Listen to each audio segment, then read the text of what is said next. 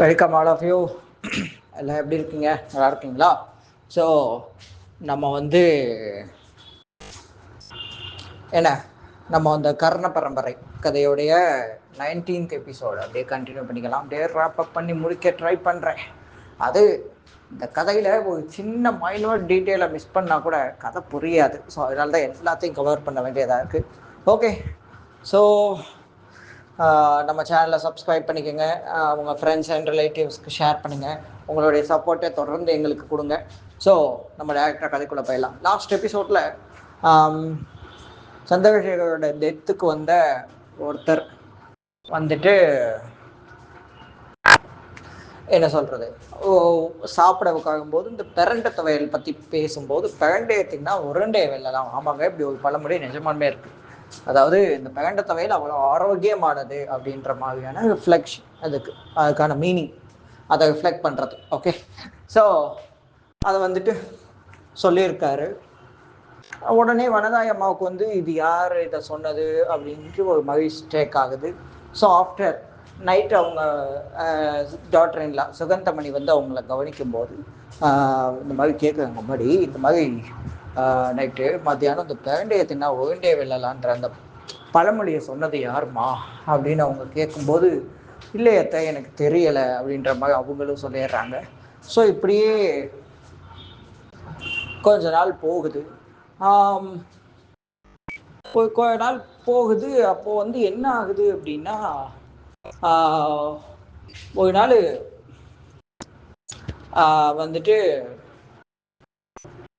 இந்த விஷயம் Venus TV அந்த டீமுக்கு தெரியுது. இது ஏன் இப்படி நடக்குது அப்படின்னு சொல்லி எல்லாருமா சேர்ந்து இன்வெஸ்டிகேட் பண்ண ட்ரை பண்ணுறாங்க.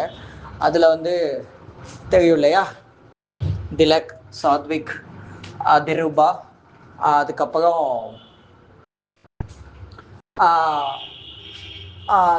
இன்னும் 2 பேர், ஐயோ பேப்பா, சரி ஓகே, எப்படி பார்த்தாலும் ஒரு 5-6 பேர். ஸோ அவங்க எல்லாருமே சேர்ந்து இதை ஒர்க் பண்ணணும் அப்படின்னு சொல்லி சேர்ந்து டிஸ்கஸ் பண்ணுறாங்க. செந்தில் கூட அதை டிஸ்கஸ் பண்ணுறாங்க. ஸோ இப்போ அதில் என்ன அவங்க சொல்கிறாங்கன்னா, இப்போ ஒரு வீட்டில் ஒரு கண்டினியூஸாக டெத் நடந்துகிட்டே இருக்குது அப்படின்னா அது ஃபேமிலி இருக்கவங்க தான் தெரியும். அதாவது ஃபேமிலியில் இருக்க யாராச்சும் தான் அதை பண்ணணும் அப்படின்னு சொல்லி வீட்டில் பேசுகிறாங்க. அதாவது வீட்டில் பேச ட்ரை பண்ணுறாங்க. ஸோ அதே மாதிரி சாயந்தரம் எல்லாருக்குமே வர்றாங்க. ஸோ வீட்டில் ஒரு டெம்பரவரியாக ஒரு ஜாய்ஃபுல் மூமெண்ட் க்ரியேட் ஆகுது. ஸோ அப்போ வீட்டில் அவங்க எல்லாத்தையும் சுற்றி பார்க்குறாங்க. இங்கே எதுவும் சஸ்பீஷியஸாக இருக்கா, யார் இதெல்லாம் பண்ணுறாங்க, எல்லாத்தையுமே அப்படியே ரிசர்ச் பண்ணி பார்க்குறாங்க. ஸோ அப்படியே பார்த்துட்டே இருக்கும்போது திலக் அவருக்கு பார்த்தோம்னா ஒரு இன்ட்யூஷன், ஒரு சாமியார் இருக்காரு. அந்த சாமியார்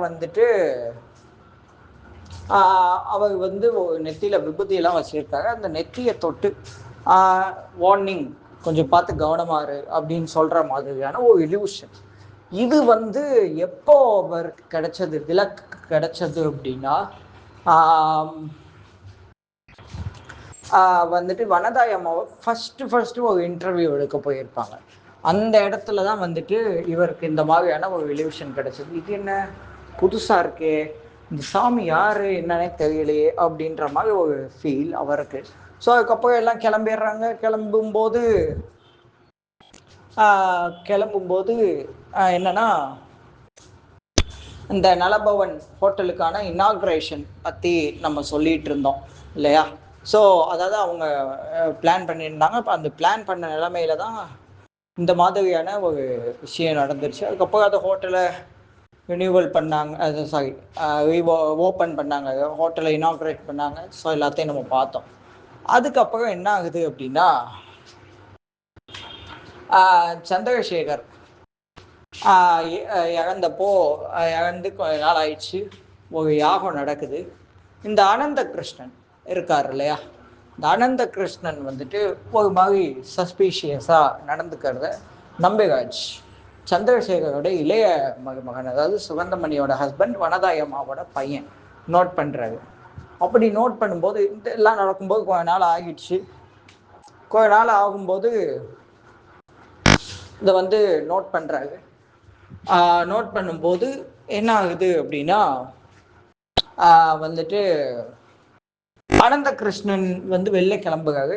அவர் வந்து பார்த்தோம்னா அவர் ஒரு ஆஸ்ட்ராலஜிஸ்ட், ஒரு ஜோசியக்காரர். அவர் வந்து பார்த்தோம்னா ஹோட்டல் சொர்க்கம் அப்படின்ற இடத்துல தான் ரூம் போட்டு ஆஃபீஸ் வச்சுருக்காரு. அந்த ஹோட்டலில் ஒரு ரூம் இருக்குது. அந்த ரூமையே ஒரு ஆஃபீஸாக செட்டப் பண்ணியிருக்காரு.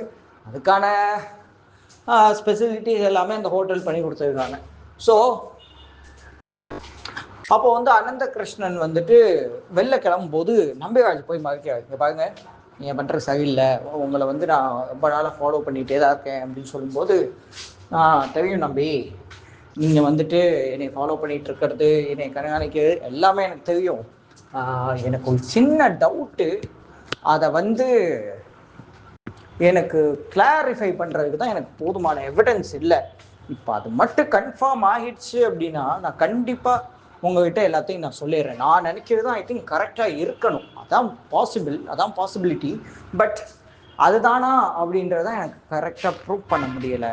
ஸோ எனக்கு கொஞ்சம் டைம் கொடுங்க அப்படின்னு சொல்லி கேட்கும். நம்பிராஜனுக்கு ஒரே ஷாக், என்ன இது நம்ம ஃபாலோ பண்ணதை எப்படி இவர் பார்த்தாரு அப்படின்ற மாதிரி. சரி, நீங்கள் வந்து நம்ம மேற்கொண்டு பேசுவோம்.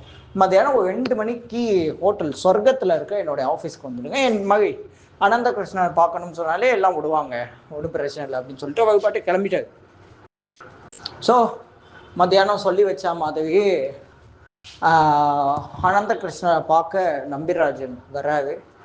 நம்பிராஜன் அந்த ஹோட்டலை திறந்த உடனே ஒரு காட்சி என்னன்னா, அனந்த கிருஷ்ணன் சூசைட் பண்ணிக்கிட்ட மாதிரி தூக்கில் தொங்கிட்டு இருக்காரு. உடனே பேராமெடிக்கு சொல்கிறாங்க. பேராமெடிக்கு சொன்னோடனையும் பேராமெடிக்கும் வந்து போஸ்ட்மார்ட்டம் பண்ணுறாங்க. ஸோ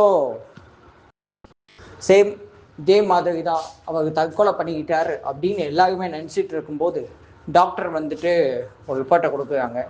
இந்த மாதிரி இவருக்கும் மூளையில் இரத்த குழாய் வெடிப்பு ஏற்பட்டிருக்கு அப்படின்ற மாதிரியான ரிப்போர்ட்டு கொடுக்குறாங்க. எல்லாருமே இதை பார்த்து ஷாக் ஆகுறாங்க. ஏன்னா சேம் பேட்டர்ன், அதை வந்து ஒரு சூசைடு மாதிரி பிளான் பண்ணுறதுக்கு, அதாவது போர்ட்ரேட் பண்ணுறதுக்காக மர்டர் வந்து ட்ரை பண்ணியிருக்கான். ஸோ இப்போ பாருங்கள் எப்படியெல்லாம் மாஸ்டர் பிளான் போட்டு பண்ணியிருக்காங்க அப்படின்ட்டு. ஸோ இதோட நம்ம இந்த எபிசோடை எண்ட் பண்ணிக்கலாம். என்னென்னா, இதுக்கப்புறம் ரொம்பவே கதை விறுவிறுப்பாக இருக்கும். இன்னும் ஒரு 7-8 எபிசோடு அவ்வளோதான் இருக்குது, முடிச்சிடலாம் அதுக்குள்ளேயும். ஸோ நம்ம சேனலை தொடர்ந்து சப்ஸ்கிரைப் தொடர்ந்து ஃபாலோ பண்ணுங்கள், சப்ஸ்கிரைப் பண்ணிக்கோங்க. உங்கள் ஃப்ரெண்ட்ஸ் அண்ட் ரிலேட்டிவ்ஸ்க்கு வீடியோஸ்லாம் ஷேர் பண்ணுங்கள். உங்களுடைய கமெண்ட்ஸ் எல்லாம் கமெண்ட் செக்ஷனில் போய் சொல்லுங்கள், உங்களுடைய ஒப்பீனியன்ஸ் எல்லாம் சொல்லுங்கள். ஸோ தொடர்ந்து உங்களுடைய சப்போர்ட்டை கொடுப்பீங்கன்னு நம்புகிறோம். ஸோ நம்ம தொடர்ந்து இந்த கதையை இன்னும் விறுவிறுப்பான நிறைய சீன்ஸோட தொடர்ந்து பார்க்கலாம். தொடர்ந்து இணைந்திருங்கள். இது உங்கள் தமிழ் ஃப்ரெண்ட்ஸ் யூடியூப் சேனல். நன்றி.